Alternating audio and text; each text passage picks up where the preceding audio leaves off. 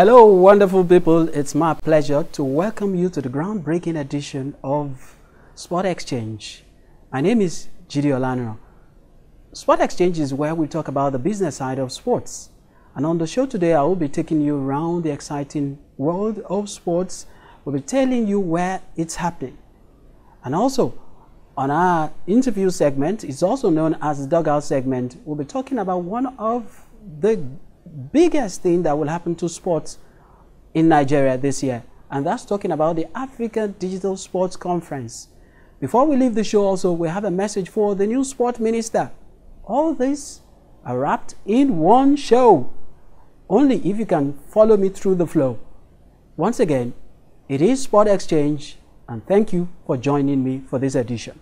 I'll go on a short break, and by the time I come back, it'll be time for me to take you around the world of sports. And that is news that are making rounds. Don't go away.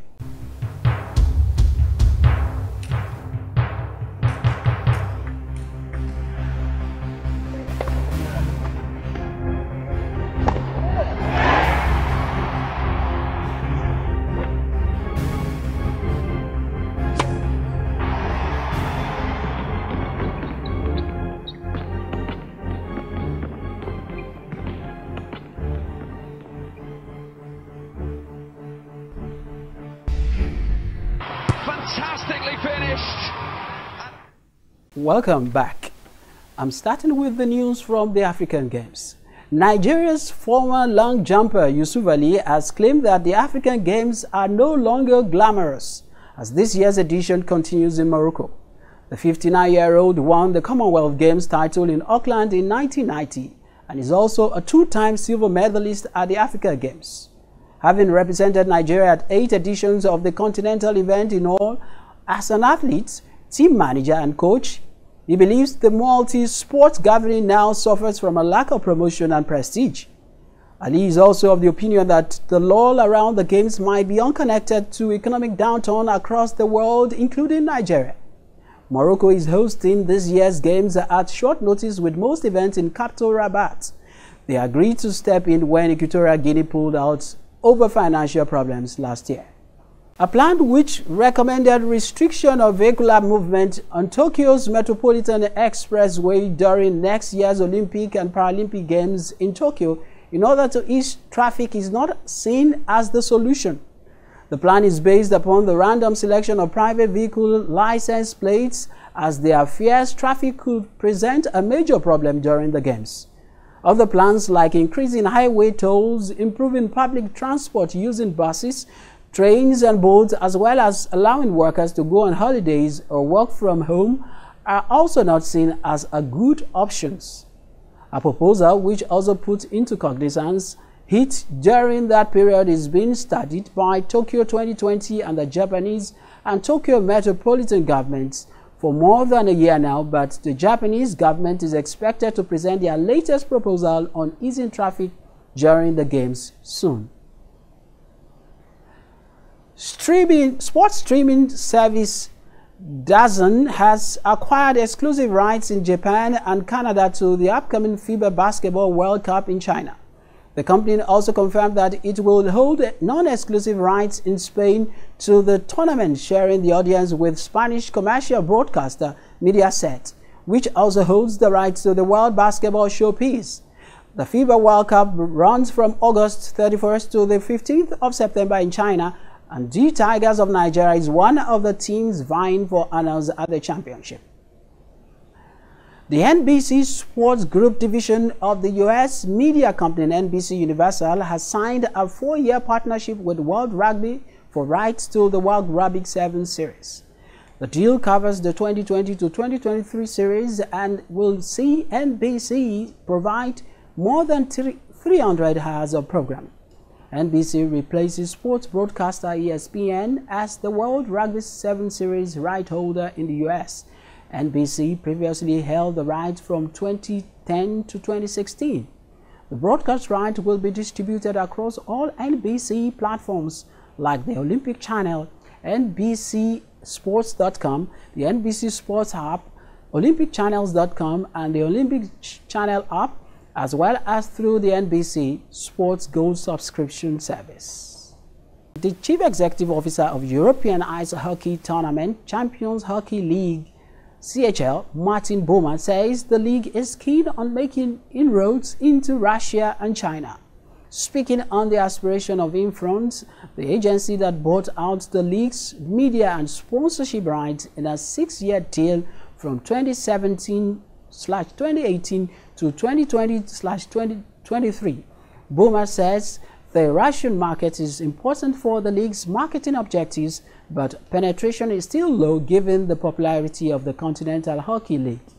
Infront struck an agreement with CCTV, the Chinese state broadcaster, for the closing stages of the 2017-2018 competition, but a bit of consistent patronage from the Asian territory could go a long way to affect the bottom line.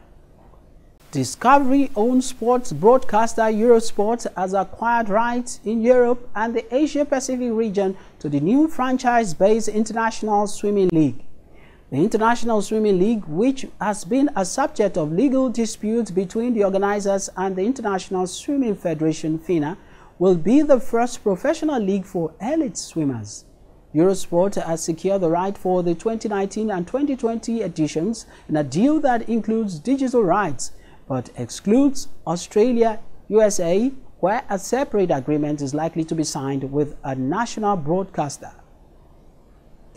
And we move straight to football. La Liga has announced Indian tire manufacturer BKT as an official global partner. A 3-year agreement which covers the 2019 to 2020 to 2021 to 2022 seasons has seen BKT strengthening its football sponsorship portfolio to Spain, having aligned a 6-year deal to become France's Coupe de la Ligue last year. BKT is also the title sponsors of Serie B, the second tier of Italian club football. Germany's Bundesliga is preparing itself to launch an over-the-top subscription service in certain international markets at the start of the 2020-2021 season. The Bundesliga Pass service will see the streaming of all matches from Germany's top-tier league in markets where the league cannot derive acceptable rights bid from broadcasters, or in markets where the league is looking to develop the property. According to Sport Business, a provisional price point of $8 per month has been set for the direct-to-consumer service, but the exact pricing will be dependent on the market in question. There was reports that Bundesliga had signed a streaming deal with ESPN Plus for the US market, but none of the parties has confirmed it. Germany Bundesliga club Eintracht Frankfurt has extended its partnership with Nexon Tire for the next 3 years. Under the deal, which runs from 2019-2020 to 2021-2022, the Nexon Tire logo will continue to be visible across perimeter boards and broadcast feeds in the club's home stadium. The deal also includes access to hospitality skyboxes, branding at the box entrances, commercials on the club's in-stadium video screen, and an advertisement page in the club magazine. The Korean tire giant has sponsored the German club since 2012 to increase brand awareness in Germany, Austria, and Switzerland. Meanwhile, newly promoted Bundesliga side Union Berlin also announced a renewal to its shirt sponsorship deal with Berlin-based auto parts company Ketsen24.de.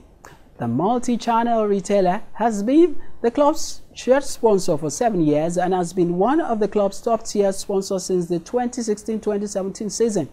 A statement on the club website indicated that the brand had secured the club's official mobility partner designation. And now we move to France, where Ineos, one of Europe's top companies, has completed the takeover of French Ligue 1 side Nice. The conglomerate, owned by Britain's richest man, Sir Jim Ratcliffe, added the club to his business interests, having been previously linked with investing in Chelsea and Manchester United. Ratcliffe told the media that he wants to establish OGC Nice as a team that competes in European club competition on a regular basis and, importantly, sustain it. Nice joined FC Lucerne Sport of Switzerland as part of Ineos football portfolio.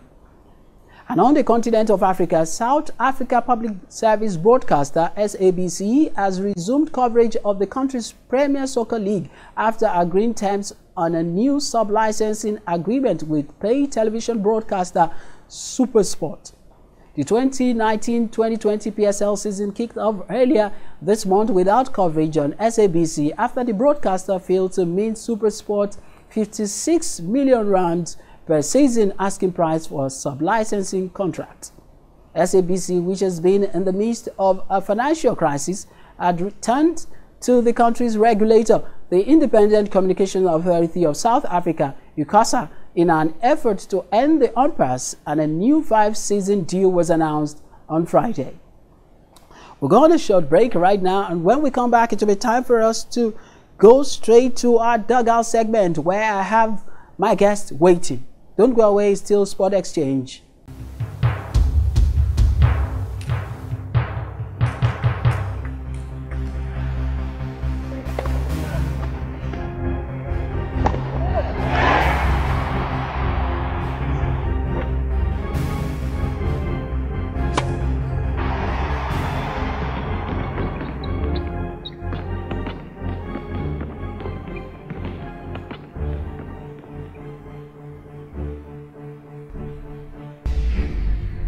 Fantastically finished.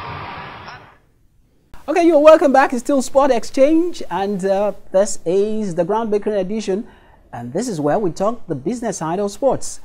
On today's show, I have a guest in the studio that will be talking about one of the biggest things to happen to sports in Nigeria this year, and that is the Africa Digital Sports Conference. I will be talking to the initiator of this great idea, and he is the chief strategist of Campus Bay Media. Camps Bay. Oh, why am I saying campus? I get that often. I get that often. Camps Bay Media. Lolade Adewoye joins me on the show today. Lolade, it's my pleasure to have you on the show. Thank you very much. I'm happy to be here. Thank you for having me. It's a good opportunity to share ideas about our work, and I do not take it lightly. All right. Okay. Yes. Let's start with something not related to the Africa. Talking about the African Sport Digital Conference here. Let's talk about the All Africa Games. One of the veterans of the games actually said that the game has lost its glamour. Do you agree? Indeed, it has. I remember growing up and we used to watch the All Africa Games on TV. And you know what TV means for sports. You are larger than life when you're on TV. You show up in the sitting rooms of people, millions of people all over the world, all over the continent for the African Games, all African Games back then. But now we can't watch it. Our boys, yesterday we had a sub 10 seconds race in the 100 meters men's final, won by a Nigerian, but we can't watch it. I had to go scour and see on Facebook someone's recording with a mobile phone to watch that race.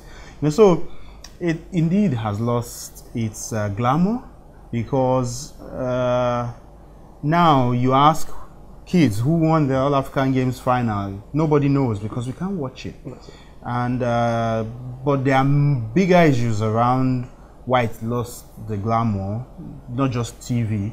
The fact that it's difficult for countries to host multi-sport events these days.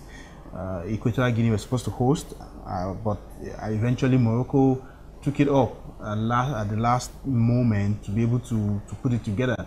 And so it's difficult, it's increasingly difficult to host big events like the African Games. And we have to think about the model that we want to use continuously. Do we want to continue to host the African Games as a 2-week event?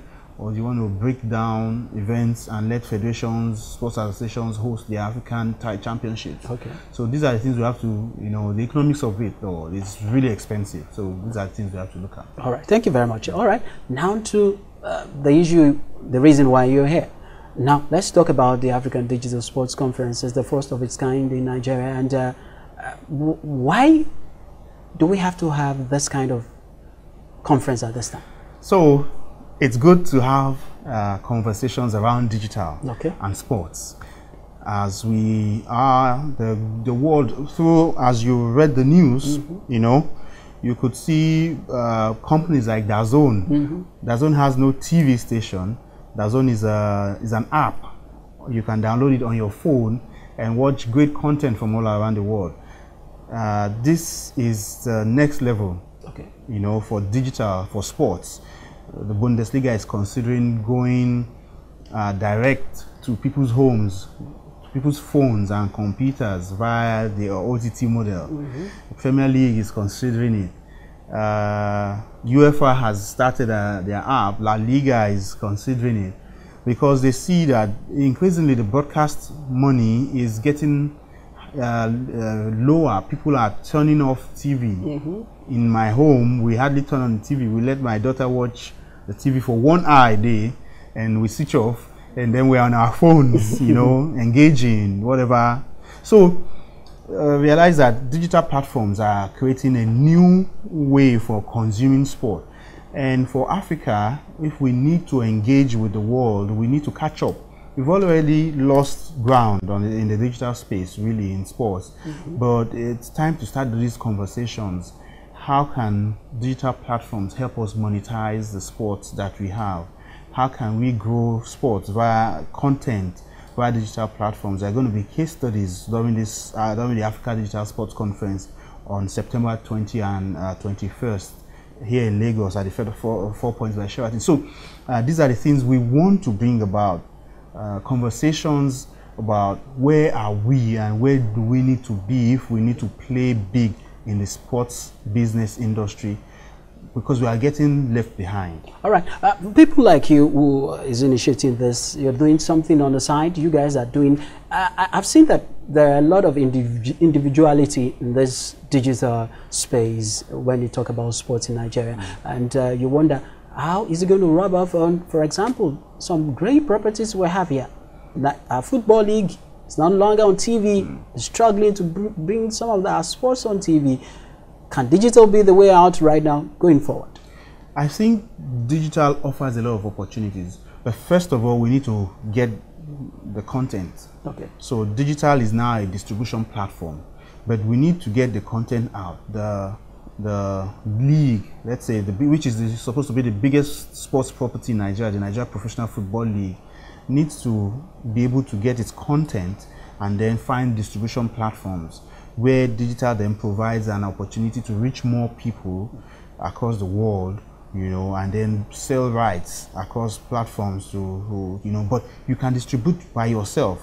You know, you don't have to wait for a TV station to take up your rights. So there are opportunities in the digital space for content creators, for rights owners, to be able to then invest in content production and then make use of digital platforms to grow their reach, to grow their sport, to grow because each sport needs stars as well. So to at least create content that can make people recognize that this sport is existing and we need to reach people with it. So digital is the platform, but there's still the issues of content.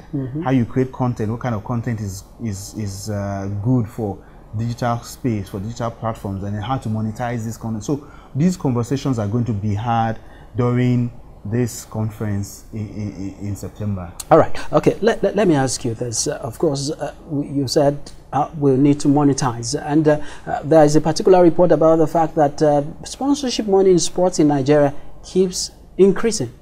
So how do we get to marry the money here with some of the content we'll be creating via the digital space? I think sponsorship money is increasing, not in sports, it's increasing in the entertainment industry. Wow. So sport needs to get its act together. The sports industry needs to get our act together and be able to get some of that sponsorship money that's going into music and the movies and bring to sports. We need to compete. We need to realize that we are competing against music and the movies and entertainment in general. and there's a report by the PwC, the Entertainment Outlook for 2022. Okay. They said that between 2017 and 2022, the Nigerian entertainment industry will go into a $10 billion industry. Wow. So how do we in the sports industry make use of digital to grow and become a main part of this entertainment, $10 billion entertainment industry that we're going to become? Otherwise, we'll be left behind by music and sport and the movies. All right. You see, so we need to have these conversations, and I'm happy that some of the people coming in are really brilliant people in the field. Mario Leo of Resort Sports from Germany.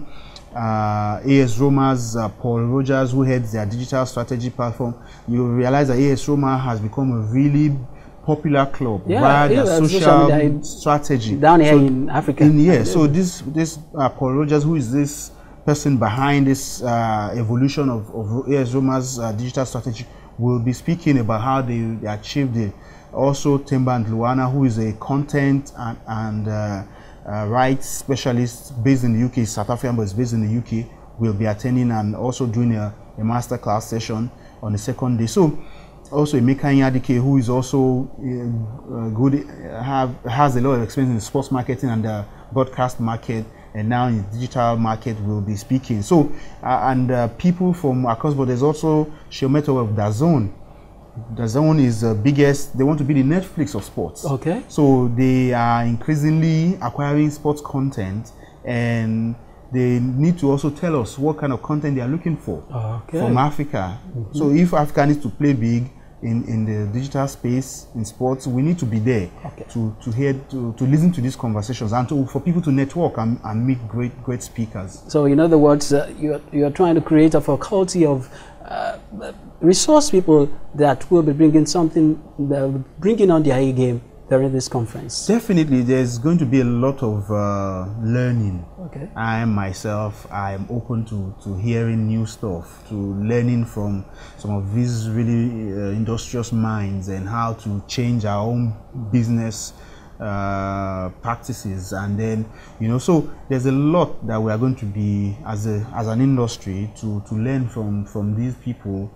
So it's a great opportunity for us to be able to stimulate something and to shake up things in our minds so that we leave that conference excited about the digital space and how sports can take advantage of these things. During the recent NBA season, the end of the season finals, NBA broadcasted to Africa via YouTube free of charge. And this way they won fans, even though it was midnight games. But I could see 3,000, 4,000, 6,000, 10,000 people watching. But so these are the kind of things I expect that the African Games would have used digital platforms to broadcast it. So we need to hear these things and see the opportunities that are available for sports in the digital space. All right, but lastly, before I let you go, from what date are we looking at this? Okay, so the Africa Digital Sports Conference is on September 20 and 21 at the Federal Palace, 4 Points by Sheraton in Victoria Land, Lagos. That's when it will be happening. Yes. I wish you all the best. Thank you very much. All right, okay. Up next, we'll be looking at how the Union Berlin, a newly promoted club side, and the Hertha Berlin, all these club sides in Berlin are involved in fans' engagement. This is the video you need to watch before I come back to wrap things up. Don't go away. Ich heiße Eveline. Evelina's been a Hertha fan for decades. Da habe ich noch so richtig noch Feuer. Wenn es mein Fußball geht. Tor. She's proud of how much her club has gotten out of a limited budget. Und dass sie dann eben auch nicht so die Gelder hatten, die Leute einzukaufen, aber trotzdem immer sehr viel geleistet haben. Rich Western clubs have dominated since the fall of the wall 30 years back. Former East German clubs are a rarity in the upper leagues, which means Hertha and Union don't have much competition nearby in the top tier.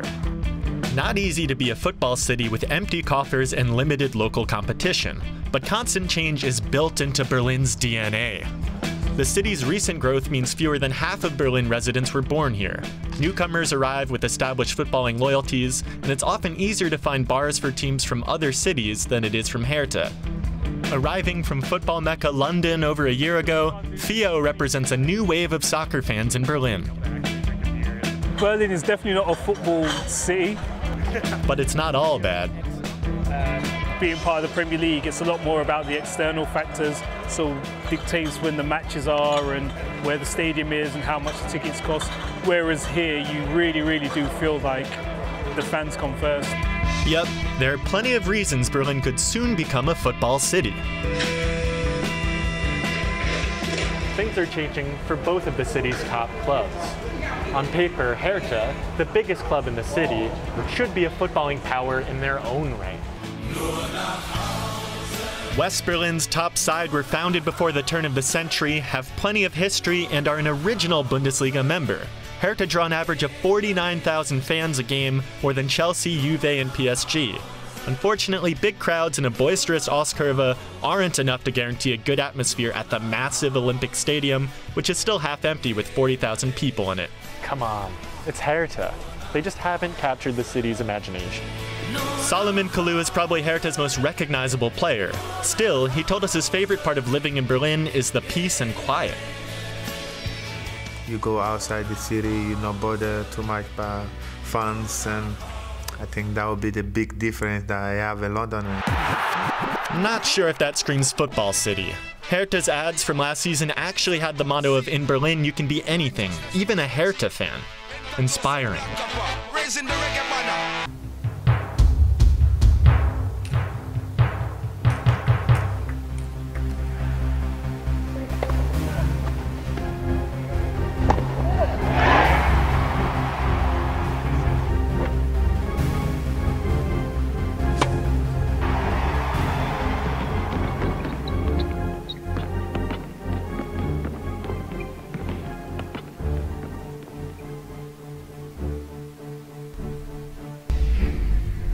Fantastically finished.